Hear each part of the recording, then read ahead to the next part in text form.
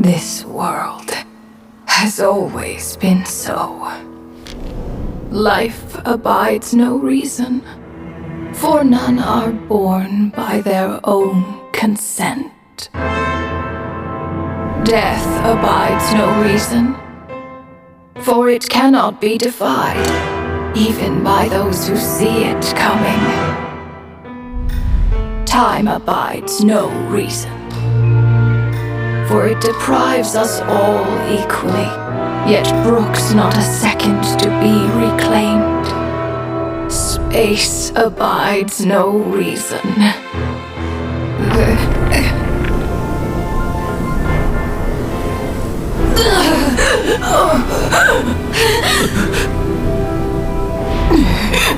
The ruler of space stopped the golden-haired twin travelers and mercilessly tore them apart.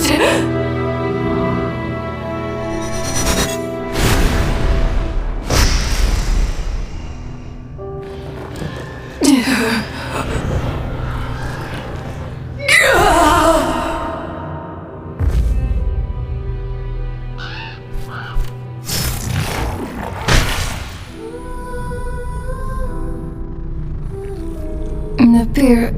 No. This looks more like Rhinedottir's doing. Please don't litter other people's spaces with your bizarre creations. Unsurprisingly, all life here has been rendered unstable, tainted by the ruler of space. I have seen enough to know that repeating this experiment would be fruitless.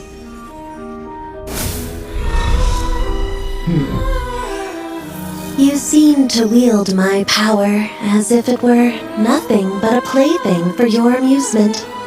Although merging with you has stripped me of agency, I shall still continue to voice my disapproval. My dear Rhinedottir. You have my respect, Nibirius. Your nagging is one of the only things that can get under my skin.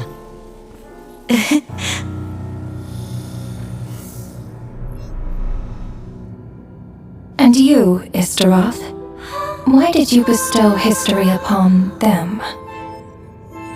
I had to find some way to pass the time, did I not? After all, it's clear that Asmodee is not here. Well, perhaps you could share your input a little earlier next time. But you're right, there's no trace of Asmodee here. Where has she gone? Anyway, it's time I put this space out of its misery.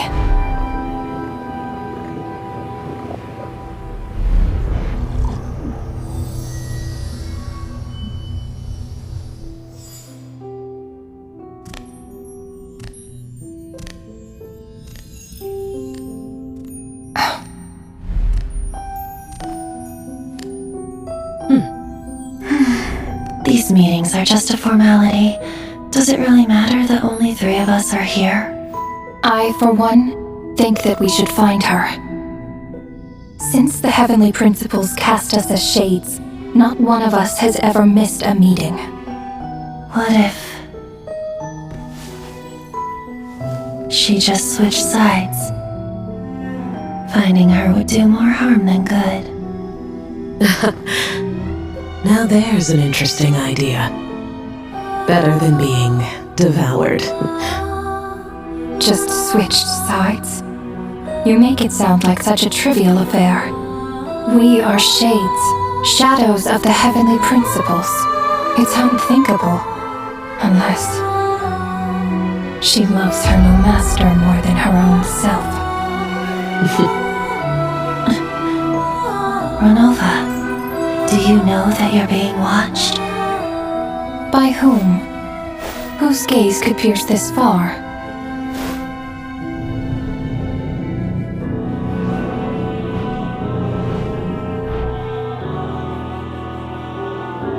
I remember those eyes. It was just before I placed the curse of immortality.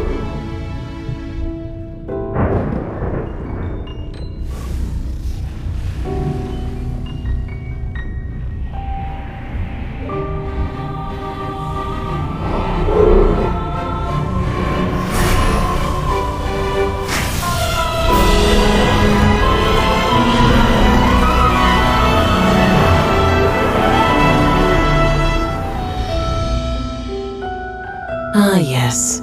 He's an old acquaintance of mine. I'm sure that working for the Tsaritsa has helped him let go of his past obsessions.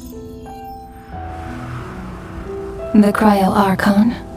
With her paltry powers, she dares set her gaze on the heavenly principles. The heavenly principles have yet to awaken. If I were her, I wouldn't pass on that opportunity either.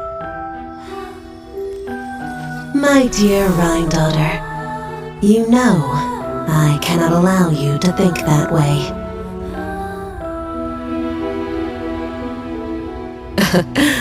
It was purely hypothetical, Nibirius. For lack of a direct order, I say it's time we intervened. Of course, to the extent permitted by the rules.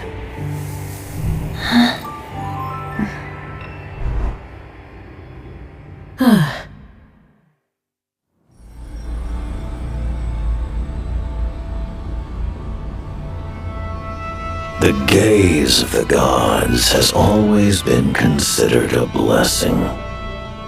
Hence the origin and meaning of visions. People have always yearned for the gaze of the gods.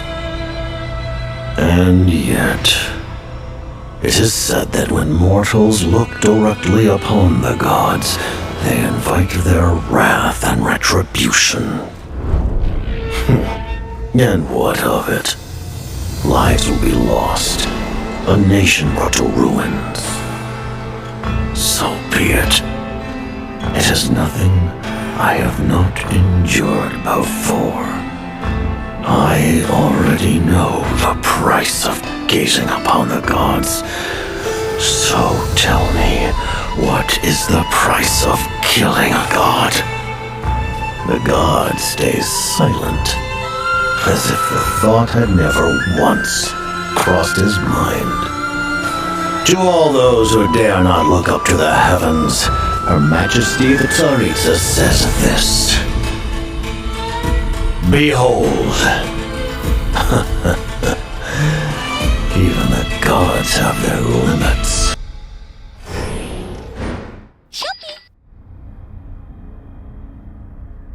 Inspection over. Return to your posts. Make sure the Frostmoon Scions don't pose a threat. Per the Pale Star Edict, we are to retrieve the damselette from Nod Cry, whatever it takes.